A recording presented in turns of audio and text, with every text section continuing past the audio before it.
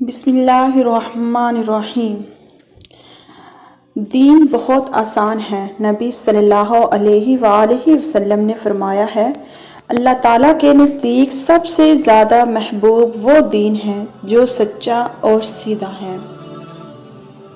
ابو ہریرہ رضی اللہ تعالیٰ عنہ نبی کریم صلی اللہ علیہ وسلم سے راوی ہے کہ آپ صلی اللہ علیہ وآلہ وسلم نے فرمایا، دین بہت آسان ہے اور جو شخص دین میں سختی کرے گا وہ اس پر غالب آ جائے گا۔ بس تم لوگ میانہ روی کرو اور اعتدال سے قریب رہو اور خوش ہو جاؤ کہ تمہیں ایسا دین ملا، اور صبح اور دوپہر کے بعد اور کچھ رات میں عبادت کرنے سے دینی قوت حاصل کرو۔